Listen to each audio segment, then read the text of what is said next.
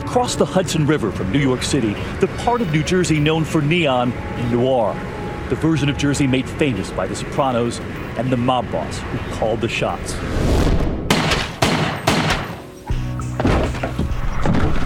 But the plot we're tracking tonight is about to play out in broad daylight with a much different boss calling the shots.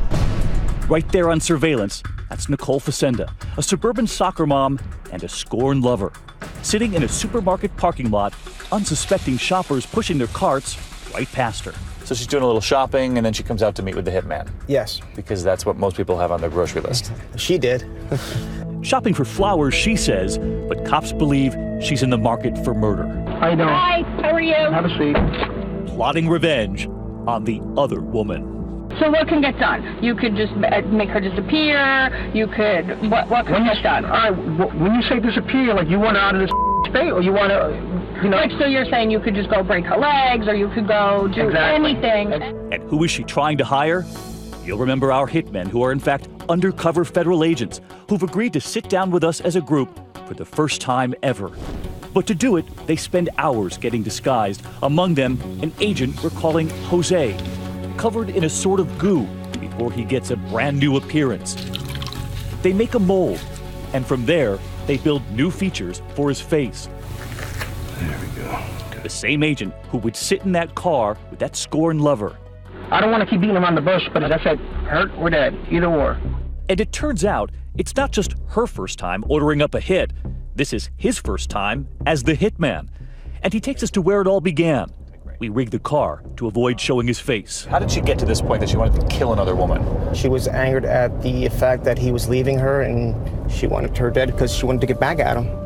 Nicole's bad breakup, smiling here with that limo driver boyfriend, but that boyfriend with a double life. A few exits down the parkway, he has another girlfriend named Jennifer, a nurse. And it turns out, another family. 2 children with her.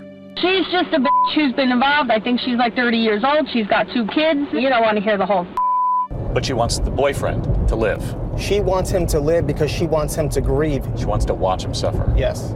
Nicole in the lonesome corner of a love triangle. And nobody puts Nicole in a corner.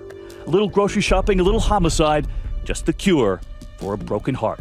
I've played every scenario through my head a million times. Do I want the car to go off the highway? Do I want someone to just come up and take her out? Do I want me to go into the house with my silencer and take them all out? Like, I go to sleep every night thinking. She goes to sleep at night wrestling with how to murder the other woman. But wide awake, just a few cars away in that supermarket parking lot, federal agents listening to her every word. Among them, Agent Angela Mullins. So she has no idea that as she's talking to the hitman, you're right here in the same parking lot listening to the whole thing. No clue. And what are you listening for? To show that she wants to carry this through. So you're listening to make sure that she really wants to kill this guy. Absolutely. For days, every secret meeting, every phone call, every text message intercepted. And all of it given exclusively to 2020. So the whole time there are shoppers in the parking lot and there's a murder being planned. And she's plotting to kill someone. Murder for hire in America. On your lunch break. But nothing in that car is what it seems. The guy in the backseat right there is the man who introduces Nicole to the hitman. So she's thinking of the darkest person in her life, the person who might know a hitman out there. Yes. Ironically, the guy she relies on for help is a relative of her ex-boyfriend. And she asks him what? She asked him if he knew someone that is willing to kill someone for her. He knows right where to find her a hitman, because what she doesn't know is that he's long been an undercover informant for the feds. You just tell him the scenario, and he'll get it done. No que sera, sera. What's going through your mind when the person across from you wants someone killed? You just wanted to yell at her, like, what's wrong with you? You have to sit there with your poker face and, okay, this is what you want done, this is what I'm going to do. Suddenly, the first test for that first-time hitman. She thinks he looks more like a cop than a killer. She told me I didn't look like a hitman. So my question to her was, what's a hitman look like? You look like one today. Yeah, today too. Nicole appearing very nervous, leaning far away from Jose. Only her hand in view at this point, and Jose tries to reassure her. Okay, all right, you had a problem with somebody, and I'm here to take care of your problem. But what is it you want me to do with your problem? Okay, I don't know, fix my problem, I guess. How do I fix your problem? You tell me what you want me to do, and I can see to it that it gets taken care of. But How is it going to get taken care of? how do you want it to get? Well, That's what why did I'm he tell here. you? Well, what did he- And watch right here as Jose is about to be interrupted, soon looking down at his phone. She's going to do something to you, so you want to do something to her in return? He's reading a text, and it's actually help from those agents listening from a nearby car, now coaching him. But listen to how he explains it to that suburban soccer mom, saying it's just his friends texting. Asking about some beer. And we listen in as Jose goes down his mental checklist, right here offering the standard hitman disclaimer, her out. You got to be serious right. about. You know what I mean? Because once it's done, there's no turning back. You understand that?